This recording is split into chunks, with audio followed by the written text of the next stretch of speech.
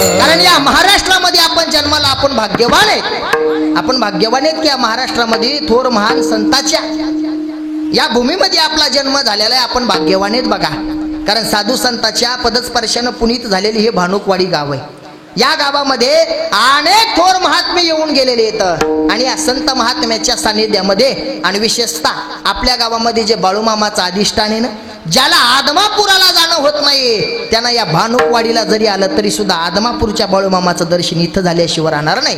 ही विशेषता आहे बघा. कारण ही भानुकवाडी ही साधी नाही.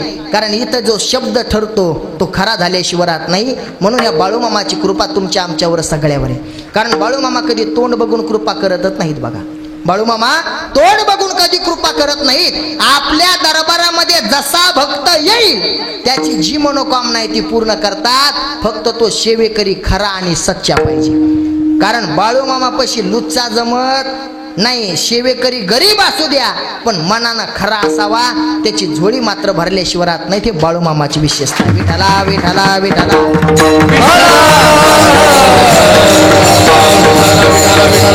आदमापुराचा बाळूमामा, आदमापुराचा बाळूमामा, पुराचा बाळूमामा, पुराचा बाळूमामा, आदमापुराचा बाळूमामा, आदमापुराचा बाळूमामा, पुराचा बाळूमामा, पुराचा बाळूमामा.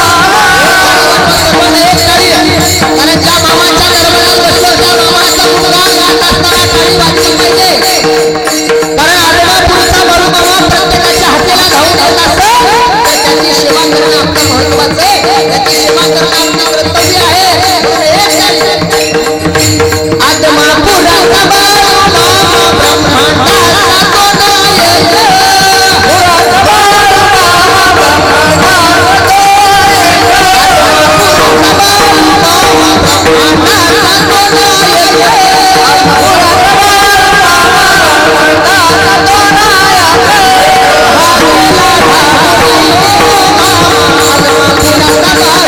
बाळूमामा ब्रह्मांडाचा तो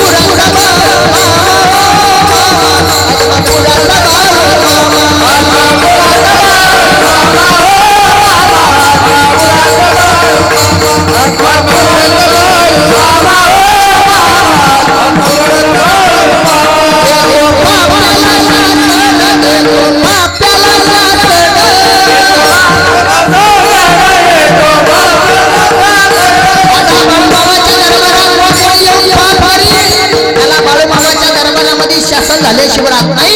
पण जो कोणी बाळूमामाच्या दरबारामध्ये येऊन सेवा करेल त्याची मात्र डोळी कधी रिकामी राहत नाही. कारण ही कृपा कोण करतं? आदमापुराचा बाळूमामा, आदमापुराचा बाळूमामा, पुराचा बाळूमामा, आदमापुराचा बाळूमामा, आदमापुराचा बाळूमामा, पुराचा बाळूमामा, आदमापुराचा बाळूमामा, आदमापुराचा बाळूमामा.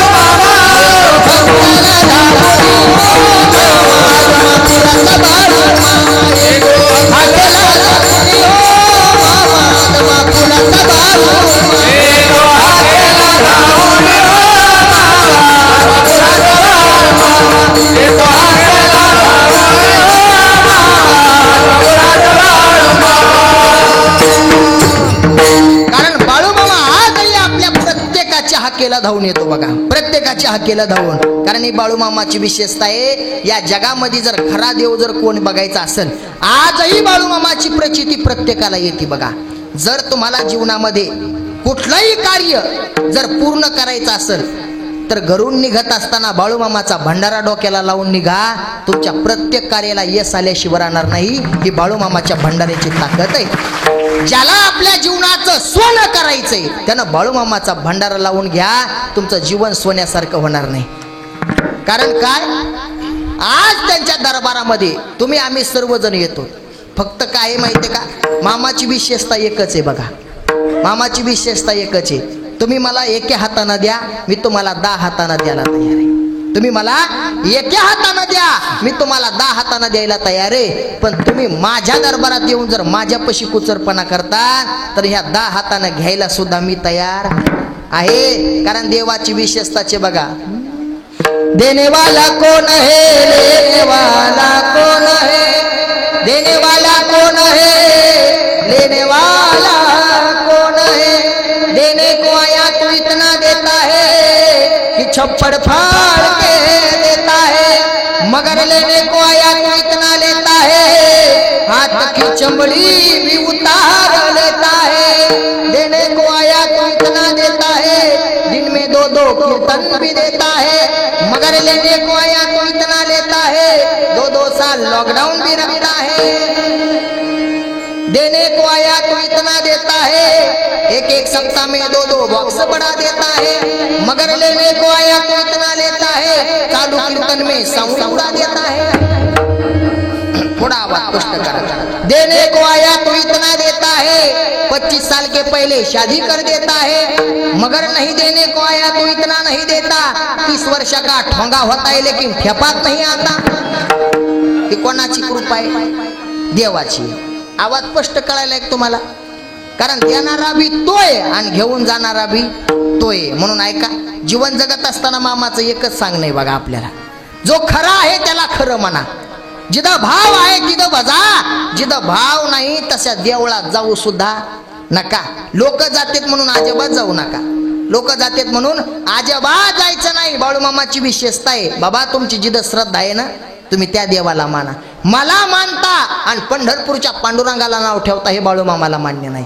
मला मानता आणि भगवान बाबाला नाव ठेवता हे मला मान्य नाही. कारण जसा मी सर्वांचा संत तसे या जगातले सर्व संत सर्वांची. म्हणून एकाची भक्ती करायची दुसऱ्याचा द्वेष करायचा हे सुद्धा मामाला मान्य नाही. विठाला विठाला विठाला. कारण काय माहितीये का, हेच तोंड आहे. कौतुक करणं गरजेचं आहे ना. आता हे लेकरं येतं पा, किती लहान लहान वय त्यांचं, एवढं सुंदर पावल्या खेळायलेत. एखादं जर नाचलं आणि तुम्हाला जर एखाद्याला दया आली तर 10-5 रुपये काढून जर त्यांच्या खिशात टाकले किती आनंद वाटन त्यांना, वाटन का नाही? एखादं जर चांगलं नाचलं आणि नाचल्याच्या नंतर त्याच्या नावानं टाळ्या वाजवल्या, प्रोत्साहन भेटन का नाही? आता आमच्या आबाने एवढा मोठा चोपदाराचा ड्रेस घातला, किती सुंदर दिसायलेत बघा बरं. कौतुक वाटत आहे का नाही आबा? असं कौतुक वाटत आहे, असं बोट कडकड मोडाव, किती कौतुक वाटत आहे का? कारण एवढं सुंदर आहे. आता आहे का, एवढे सुंदर आमचे गायक येत, एवढे सुंदर मृदंग वादक येत. एखादे मृदंगाचे त्यांचा जर बोल आवडला नाही कळू द्या, पण त्यांनी वाजवलं ना आपलं अंग जर डोललं तर आपण टाळ्या वाजवायला पाहिजे का नाही? का? कारण कौतुक करावं. एक सांगू का महाराज, एवढ्या टाळ्या वाजवणं, एवढं सुंदर आवाज होणं हे सहजासहजी होत नसतं बरं. हे सहजासहजी होत नसतं. 8-8, 10-10 वर्ष अगोदर रियाज करावा लागतो, त्यावेळेस महाराज या समाजामध्ये टाळ्या भेटतात. हे विशेषतः सहजासहजी होत नसतं. पण एखाद्याचं जर आवडलं तर आपण कौतुक करावं.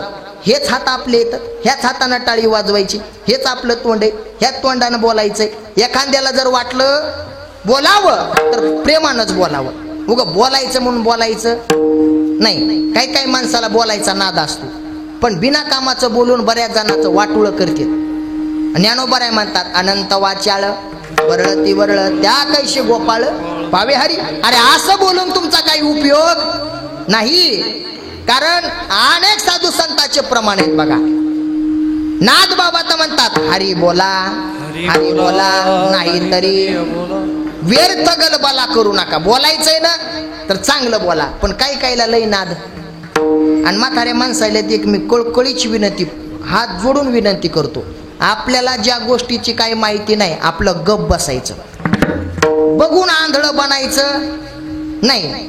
असे मंदिरामध्ये नवीन लग्न झालं दादा, एकदा नवीन लग्न झालं आणि लग्न झाल्याच्या नंतर नवरा बायको दर्शनाला आली, नवरदेव नवरी. दर्शनाला आल्याच्या नंतर एक म्हातारा असं बसलेलं होतं. बसलेलं असताना येणं देवाचं दर्शन घेतलं आणि नवरदेव म्हणला आणि इकडे ते नारळ, मी नारळ फोडतो तोपर्यंत जा. आमच्या गावचे अन्न नाही तर प्रतिष्ठित इथले नाही बरं काय, दुसऱ्या गावचे सांगायलो, जा आणि त्या अन्नाचं काय घे दर्शन घे, जा त्या अन्नाचं दर्शन घे. असं म्हणल्याच्या नंतर नवरी गेली आणि दर्शन घेतलं. दर्शन घेतल्याच्या नंतर अण्णानं नवरीकडे पाहिलं आणि नवरीकडे पाहून म्हणतात लग्न झालं काय? त्या डोळ्यात माती गेली वय. आता बाशिंग बांधलेलं दिसायला म्हणलं लग्नच झालं ना. असं कसं कोणी बांधीन का? म्हणजे लग्न झालं काय? ते म्हणले हो झालंय लग्न. बर बर बर बर बर बर कोण्या गावची आहे? तिनं गावाचं नाव सांगितलं. बर बर बर आता कुठं दिलंय? भानुकवाडी मध्ये दिलंय. हा भानुकवाडी मध्ये? म्हणले हा भानुकवाडी, हा भानुकवाडी मध्ये दिलंय. ती म्हणले बर बर बर बर कोणाच्या घरी गेलंय? तिनं नाव सांगितलं त्या घरचं. बर बर बर बर कोणा पोराला? तिनं त्या पोराचं नाव सांगितलं. अरे अरे अरे अरे तो वाटुळ झालं बघ म्हणले पोरी. तोंड चांगलं आहे ना, चांगलंच बोलाव ना. काय म्हणले पोरी? तो वाटुळ झालं बघ. ते म्हणले कशामुळं? अगं पोरी मला पंचांग कळत आहे म्हणले. कमाले तुमची अशा आवाजात कीर्तन ऐकायची, पण तरी ऐका आता ऐका. पोरी तुझं वाटुळ झालं म्हणले कशामुळं? अगं मला भविष्य कळत आहे. म्हणले काय भविष्य कळत आहे? अगं तुझं ज्याच्या सोबत लग्न झालं ना तो लय चिकट माणूस आहे. आमच्या भाषेमध्ये सांगायचं झालं तर तो मीठ चोक्या माणूस आहे. काय मीठ चोक्या माणूस आहे, लय चिकट माणूस आहे म्हणले. कशामुळं? म्हणे अगोदरच्या जन्मात तो मिठाचा व्यापारी होता. कशाचा? मिठाचा व्यापारी. या जन्मामध्ये मिठाचा व्यापारी नाही, पण त्याच्यात ते गुण सगळे आहेत. ती म्हणली तुम्ही खोटं बोलायला अण्णा, तुम्ही खोटं बोलायला. ते म्हणला माझं जर खोटं वाटत असेल तर रात्री झोपल्यावर त्याचा हात चाटून बघ, तुला खरट लागत का नाही. आता दिवसभर काम केल्यावर घामानं खरट लागन का नाही? लागनच ना. म्हणे बघ तुला जर नाही खरट लागला तर मी खोटा. इथं नका, घरी गेल्यावर बघा. लगेच हातात चाटून बघायला लागले. काय सांगाव का नाही, अवघड झाले. इथं नाही बघायचं, घरी गेल्यावर हा हात चाटून बघ. असं म्हणल्याच्या नंतर ती बरं म्हणली. परत नवरदेव आला दर्शनाला. नवरदेव दर्शनाला आला. नवरदेवाला बी तसंच लग्न झालं वाटतं. ते म्हणलं हो हो झालं झालंय. कुठली केली पोरगी? त्यांना गावाचं नाव सांगितलं. कोणाची केली? त्यांचं नाव सांगितलं. मग आता दर्शनाला आली ती होती का? ते म्हणला हो तीच होती. अरे अरे अरे अरे पोरा म्हणला तो लग्न 32 वर्षाला झालं पण वाटुळ झालं तू. ते म्हणलं कशामुळे वाटुळ झालं? अरे तुझं तिच्या संग लग्न झालंय ती आदल्या जन्मात कुत्री होती म्हणला. काय होती? आदल्या जन्मात ती कुत्री होती म्हणला. ते मला खोटं बोलतात, एवढी सुंदर पोरगी कुत्री होऊ शकत नाही. म्हणला नाही नाही आदल्या जन्मात कुत्री होती. तुला जर माझं खोटं वाटत असेल तर बघ, तुला ती रात्री डसण्याचा प्रयत्न करीन. तुम्ही लक्ष देऊन ऐकायले ना? तुला रात्री ती काय करत? डसण्याचा प्रयत्न करील. तू सावध जेताना झोप बरं, माझं सांगायचं काम आहे, ऐकायचंय का नाही तुझ्या हातात आहे. असं म्हणल्याच्या नंतर हिला काय सांगितलं? चाटून बघन. याला काय सांगितलं? डसण्याचा प्रयत्न करील. आता ही वाटच पाहू लागली. हे मड आपलं हे कवा झोपत आहे, हे कवा झोपत आहे. ही काय बघू लागली? वाटच बघू लागली. आणि हे बी वाटच बघू लागला. कवा डसती का काय? आता दोघाला भेव झालं. पण कसं तरी याला झोप लागणार. यानं झोपीचं काय केलं? सोंग केलं. आता हिला वाटलं हे झोपलंय, हिला वाटलं हे झोपलंय. ही दम्मान तिच्या दम्मान आणि त्याच्या हाताला असं तुम्ही कसे दचकले का? त्याचे कान फुका, कान फुका, त्याचे कान फुका. तुम्ही जसे दचकले माईचे ते तसंच दचकलं बघा. कान फुका अन्नाचे. कारण तुम्ही ज्या पद्धतीने दचकले त्याच पद्धतीने ते दचकलं आणि जसं उठलं तसं पळायला लागलं. आता हे पुढं पळायले, ही तिच्या मागं पळायला लागली. असं म्हणल्याच्या नंतर एक जणांना विचारलं अरे बाबा काऊन पळायला? म्हणला कुत्री मागं लागली. काऊन धावून पळायला, म्हणलं कुत्री माग लागली. असं म्हणल्याच्या नंतर त्या वाट्यावर बसणारा अण्णा पुन्हा हसू लागला. त्या अण्णाला विचारलं, हसता काहून, कशी केली फजिती? म्हणला, अरे कशाची कुत्रीन कशाचं काय? म्हणला, याला म्हणतात हात दाखवून. हा, म्हणून कोणाला दाखवायची गरज. विठाला विठाला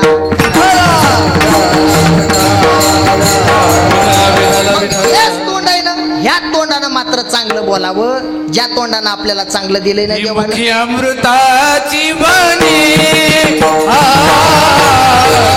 अमृताची वाणी,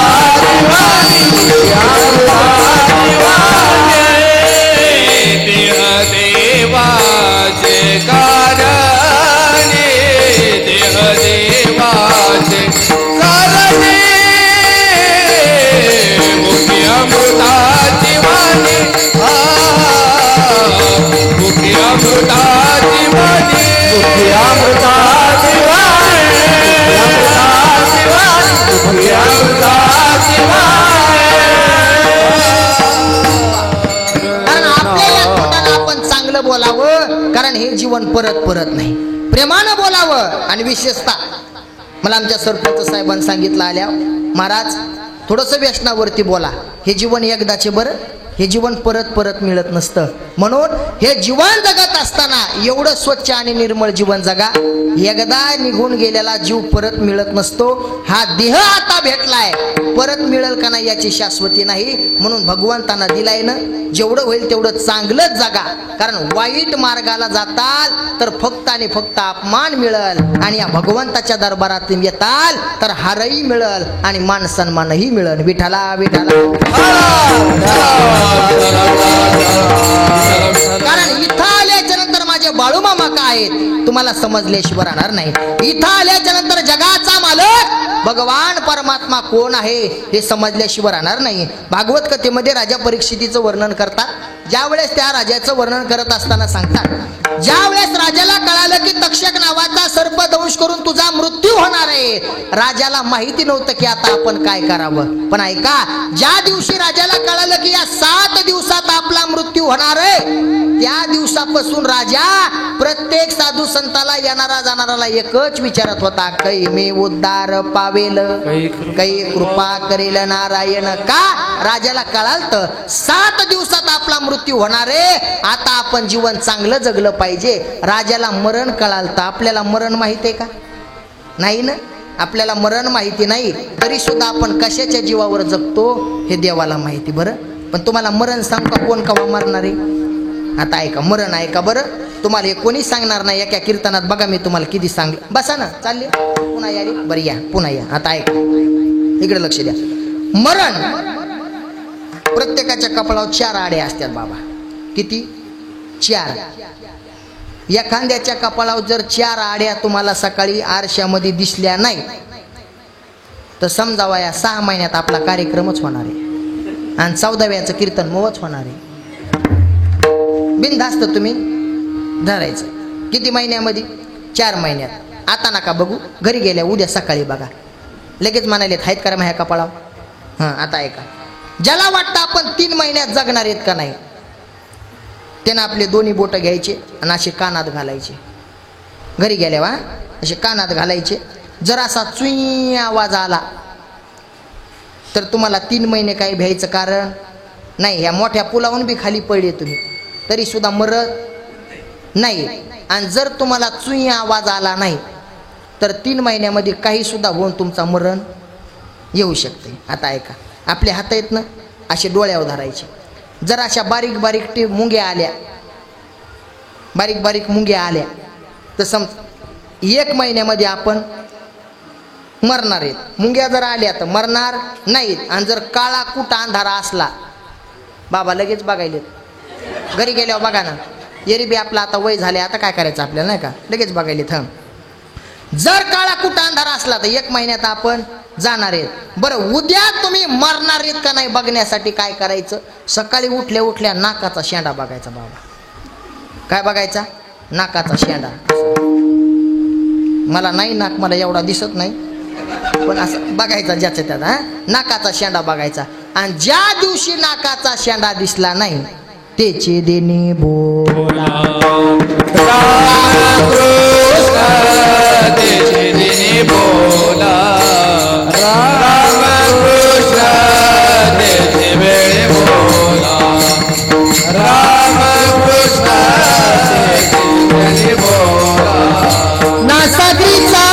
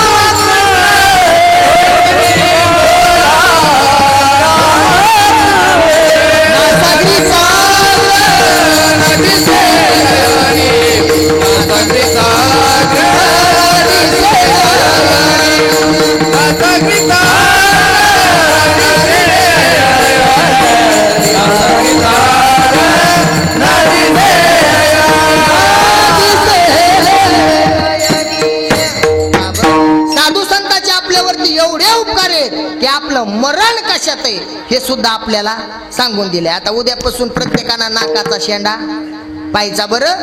आणि जर नाकाचा शेंडा दिसला नाही तर दिवसभर बाळूमामाच्या मंदिरात येऊन भजन करायचं. का? कारण बाळूमामाशिवाय आपल्याला या काळापासून कोणी वाचू शकत नाही. आणि इथं आलं संताला विचारा, संत तुम्हाला सांगतील काळाची भीती वाटती, मरणाची भीती वाटती. अरे काळ सुद्धा तुमच्या पाया पडल तुम्ही जर एक केलं तर अभंगाचं प्रथम चरण. ज्याचे गरज ताप माळे, ज्याचे गरज ताप माळे, ज्याचे गरज ताप माळे, ज्याचे गरज ताप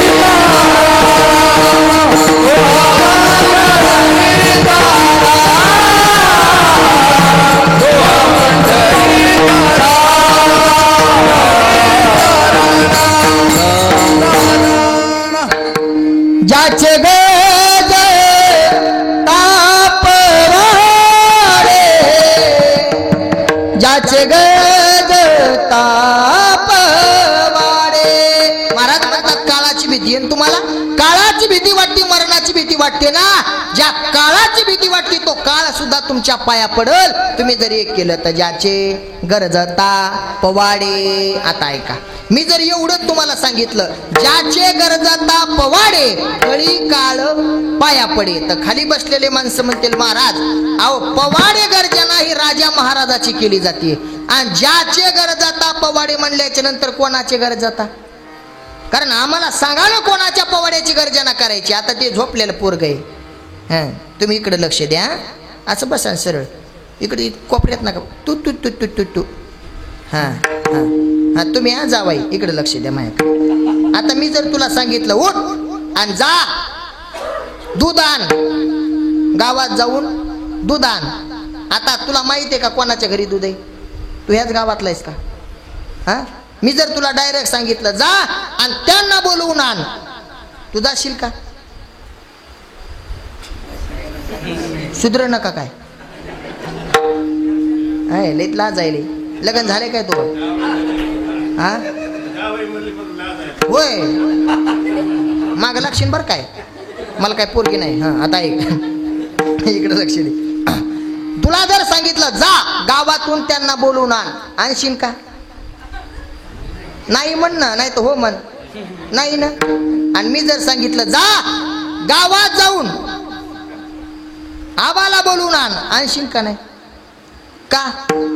कारण तुला कोणाला बोलवायचंय माहिती झालं. बरोबर आहे का नाही? आता लक्षात आलं ना? आलं ना? आता जर तुम्हाला सांगितलं ओ जावई आले तर, पण कोणाचे? खरे का नाही? मी फक्त म्हणलं काय आले तर जावई आले, पण कोणाचे? मी जर म्हणलं दादा तुमचे जावई आलेत, कळालं का नाही? आता याला सांगितलं बोलवून आण, पण कोणाला बोलवून आण माहितीये का? आता समजा, आता ऐका, याच्यापेक्षा हे प्रत्येकाला शब्द वाटून दिलेले आहेत बरं काय, प्रत्येकाला शब्द. आता लग्न झालं, लग्न झाल्याच्या नंतर होय व कोणाला म्हणते तर? होय व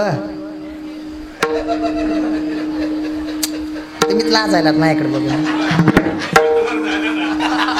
मिशाच वर झाला.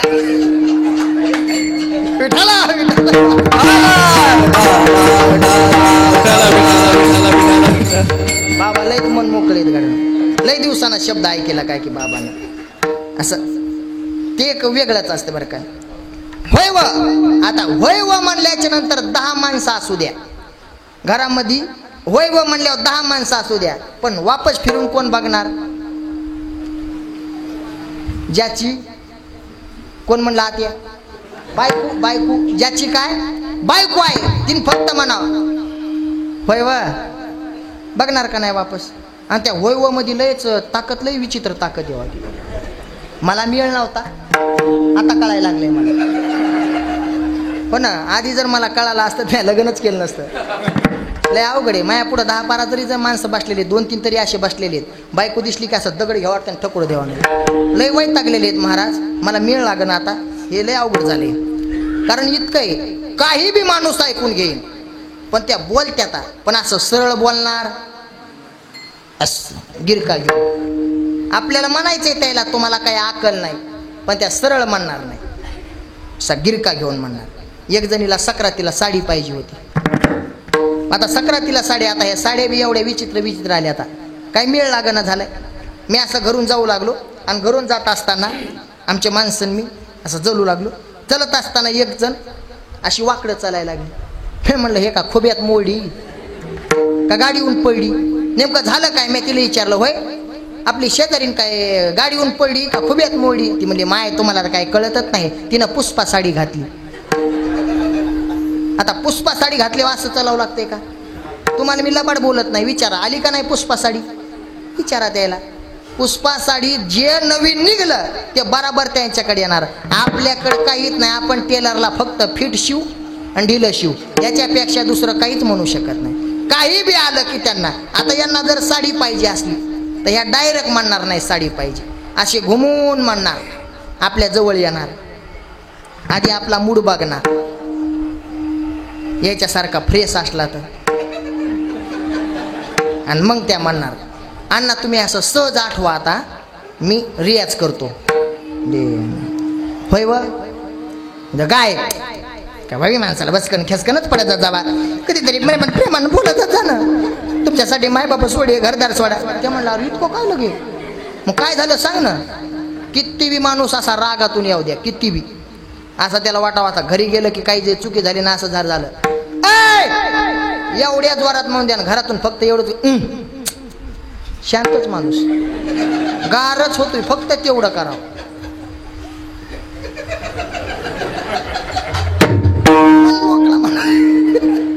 मी अनुभवाची बोलत सांगतो दादा, ऐका. ती आली होय व म्हणते काय, मी काय म्हणते, म्हणते काय जाऊ दे माहिती मी कवा आपण वसकनच पडतात अगं नाही बोल असं म्हणलं ते म्हणते आपली शेजारची नाही का तिनं 5,000ची साडी घेतली म्हण किती हजाराची 5,000ची ते म्हणते मग इतका खर्च आणि अशा दुष्काळात मला तर अजिबात आवडत नाही म्हणला मग तिनं घेतली तो काऊन पोट दुखायलंय ती म्हणली मला माहिती आहे ना मग पुढे एवढं नशीब आपण म्हणल्याशिवाय काय येते का लग्नाला 13 वर्ष झाले पण मेल्याच्या फुटक्या साडीची मी कशाचीच काय कानकोंडी ते म्हणला एवढं काय तुला आणायची का आमचं पुढे एवढं नशीब 5-5 हजाराच्या साड्या घालायच्या नसू द्या 5 पण कमीत कमी किती 3,000ची तरी कमीत कमी 3,000ची ते म्हणला मग तुला साडीच पाहिजे तर मला डायरेक्ट म्हणायचं ना ती म्हणली डायरेक्ट म्हणल्यावर तुम्ही कुठं ऐकतात का आणि तुमच्या खानदानीला ऐकण्याची सवय आहे का तुमच्या खानदानीला जर ऐकण्याची सवय असली असती तर आपल्याला चिबडाचं रान तुम्ही घेतलंच मग भाऊ म्हणून दिलं त्याला आणि मला गवत काढीत बसावं लागलं इतकं बोलली तरी सुद्धा आपल्याला काय बोलता आलं धन्यवाद विठ्ठला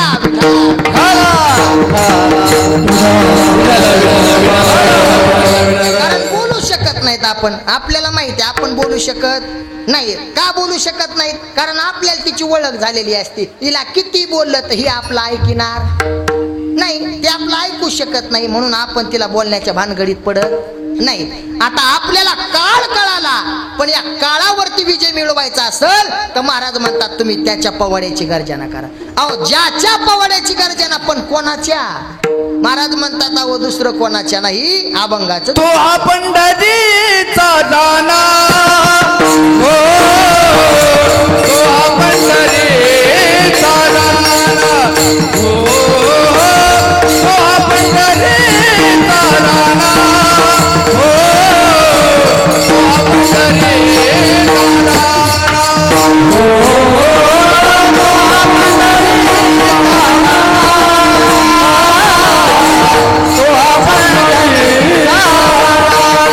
हो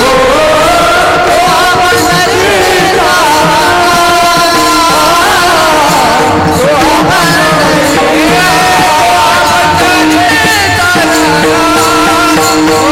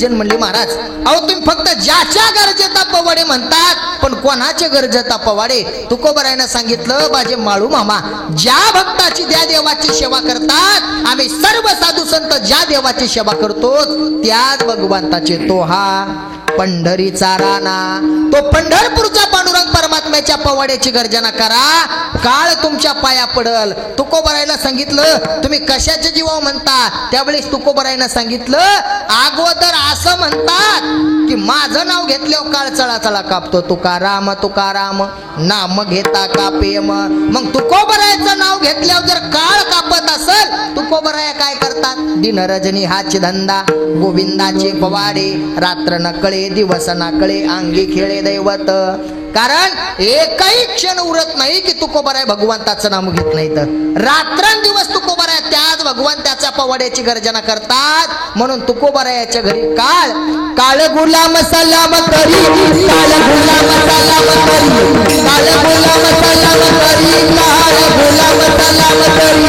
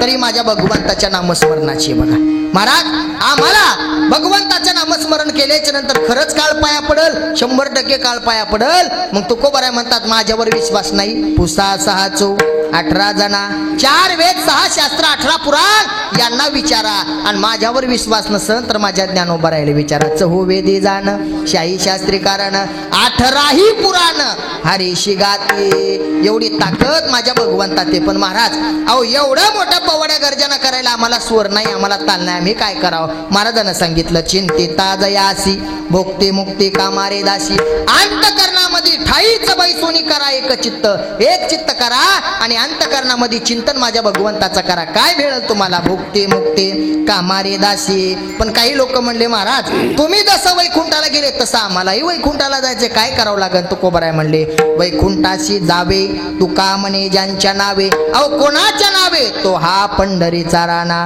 पुसा असा 74 अजाना विठ्ठला विठ्ठला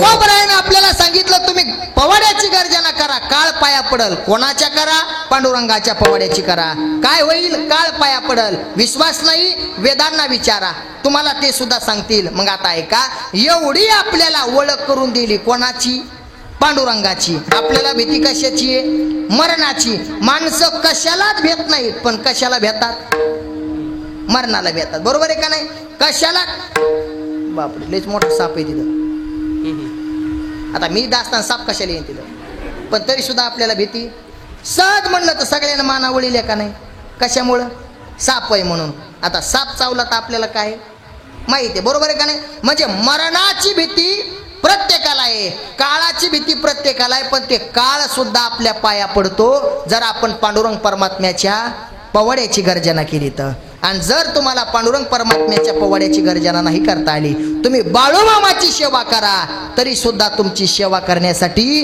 तुम्हाला जपण्यासाठी तुमचं रक्षण करण्यासाठी आजही माझा बाळूमामा तुमच्या हक्केला धावून येतो बघा म्हणून ऐका या भानुकवाडी गावात आज आनंद झाला या भानुकवाडी गावात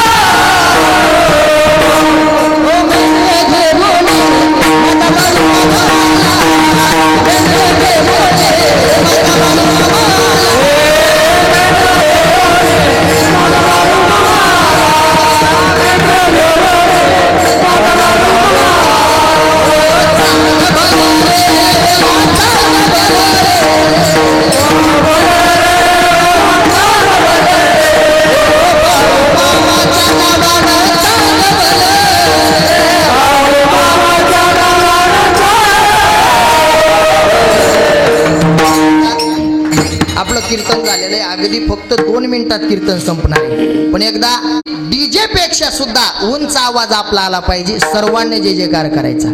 बाळूमामाच्या नावाने, बाळूमामाच्या नावाने. ज्ञानेश्वर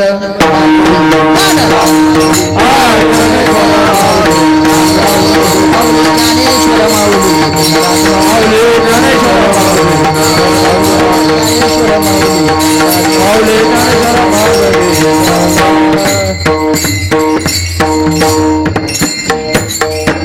वैकुंठाशी जावे, वैकुंठाशी जावे, तुका म्हणे ज्यांच्या नावे, तो हा पंढरीचा राणा, पुसासा 18 जना. मी गेल्या वेळेस आमुष्याला आलतो, त्यावेळेस 1 तास कीर्तन जास्त केलं होतं, अर्धा तास. 5 मिनटं राहिली का मी भरून काढतो. तसं काय नाही, मी कष्टाचा पैसा घेणारा महाराज, फुकटचा पैसा नाही. म्हणून ऐका, मला जाता जाता तुम्हाला एकच विनंती आहे बघा. गावातील तरुण मित्रमंडळाला एक विनंती आहे. तुम्ही जीवनामध्ये तुम्हाला नाही कमावता आलं काही तर कमवू नका, पण आपल्या मायबापांना कमवलेलं नाव मात्र आपल्यामुळं जाईल असं कधी वागू नका. ही मात्र तुम्हाला कळकळीची विनंती आहे. जीवन मात्र खूप सोन्यासारखं आहे हो. ह्या जीवनाची बर्बादी करू नका. वाईट व्यसन मार्गाला कोणी जाऊ नका. आणि ज्याला वाटलं ना आपले लेकरं चांगले सुसंस्कारी व्हावे, त्यानं नक्कीच्या बाळूमामाच्या वारकरी शिक्षण संस्थेशी संपर्क करावा. नक्कीच आपलं लेकराचं कौतुक झाल्याशिवाय राहणार नाही. कारण जीवनामध्ये तुम्ही दारू पिता, पण एक जण दारू पित असताल पण तुमच्या अख्ख्या जीवनाची राखरांगोळी होते, पण तुमच्या संसाराचं सुद्धा बर्बादी होते. बघा, आपल्याला एखादी जर मुलगी असेल ना, तुम्हाला हात जोडून विनंती आहे, कमीत कमी त्या मुलीच्या डोळ्यात एकदा पाहून बघा. ती मुलगी प्रत्येक वेळेस मामाच्या दरबारात जात असेल, ती मुलगी प्रत्येक वेळेस पांडुरंगाच्या दरबारात जात असेल, प्रत्येक मंदिरामध्ये जात असेल ना, त्या प्रत्येक मंदिरामध्ये जाऊन एकच म्हणत असेल, देवा अरे मला माझ्यासाठी काही नको, मला माझ्या जीवनामध्ये काही नको, पण माझा बाप मात्र निर्वेशनी कर रे. कारण या समाजामध्ये वावरत असताना माझ्या बापाला फक्त अपमान सहन करावा लागतो. माझ्या बापाला कधी मान भेटत नाही. देवा तुझ्या चरणी विनंती रे देवा. गावामध्ये जर एखादा कार्यक्रम असला ना, माझ्या बापाला कोणी बोलवत नाही. का तर माझा बाप दारुडा आहे. माझा बाप कुठेही पडलेला असताना मला जाताना म्हणतात, पहा ती दारुड्याची मुलगी आहे. देवा मला वाईट वाटतं रे. माझ्या बापाला ज्या वेळेस कोणी दारुडा म्हणतं ना, त्यावेळेस वाईट वाटतं. माझा बाप तर माझा ऐकणार नाही, पण तू सर्वांचे हक ऐकतो ना. तू सर्वांचे हक ऐकत असेल तर बाबा, हो मामा, हे भगवंता मरेपर्यंत तुझी सेवा करेल, उपवास करेल, पण माझ्या बापाला निर्वेशनी कर. एक वेळेस तुम्ही तुमच्या मुलीचं जर हे वचन ऐकलं ना, एक वेळेस तुमच्या मुलीच्या डोळ्यात जर तुम्ही पाहून जर हे बघितलं ना, तुम्ही कधी बाटलीला हात लावणार नाही. पण तुम्ही तुमच्या मुलीकडे एकदा पहा. कारण ऐका, तुम्ही तिला तिच्या लग्नामध्ये काही देऊ नका, तुम्ही तिच्या लग्नामध्ये तिचं लग्न मोठं करू नका, पण तिच्या लग्नामध्ये मात्र निर्वेशनी बाप ज्या वेळेस हिंडताना ती पाहते ना, त्यावेळेस मात्र तिला आनंद वाटतो, माझा बाप माझ्यासाठी धावपळ करतो. पण एखाद्या दारुड्याच्या मुलीचं लग्न होतं ना, तो बाप असा मंडपामध्ये पडलेला असतो, मुलगी रडते. कारण आज माझा बाप माझं कन्यादान करण्यासाठी सुद्धा सुदैव नाही, कोण्या जन्मात पाप केला असेल तर अशाच्या जन्माला आले मी. म्हणून ऐका, तुम्हाला विनंती आहे बघा, कधीतरी थांबलं पाहिजे. थांब जरा दारूवाल्या, हो थांब जरा दारूवाल्या, बोल गड्या रे, तू बोल गड्या रे, हिला सोड गड्या रे. देवाने तुला जन्मला भारती दिला, या गावात दिला. देवाने तुला जन्म या भारती दिला, या गावात दिला. कशी नाही जनाची मनाची, हो कशी नाही जनाची मनाची लाज तुला रे. तू बोल गड्या रे, हिला सोड गड्या रे, तू बोल गड्या रे, हिला सोड गड्या रे. म्हणून विनंती आहे बघा, तुम्हाला नाही काही कमवता आलं तर कमवू नका, पण व्यसनाला लागून आपलं जीवन मात्र बर्बाद करू नका. नाही तुम्हाला 2 तासाचं कीर्तन कळालं ना तर काही हरकत नाही, पण एवढं जरी तुम्ही घेऊन गेले आणि निर्व्यसनी झाले ना तर माझं कीर्तनाचं सार्थक आहे. आणि माझ्या बाळूमामाच्या दरबारामध्ये हा झालेला सप्ताह, या सप्ताहामध्ये खर्च केलेला याचं सुद्धा सार्थक होईल. हे सप्ताह झाल्याच्या नंतर 4 माणसानं जरी माळ घातली ना तरी आपला खर्च फिटला बघा. नाही तर तुम्हाला विनंती आहे, पाय पडून विनंती आहे का, महाराष्ट्रातला केवढाही तुम्ही कीर्तनकार आणला, असं कीर्तन ऐकून तुम्ही फक्त महाराज लोक आम्हाला श्रीमंत करताल, पण आपल्यात जर बदल होत नसेल तर आपला काय उपयोगी.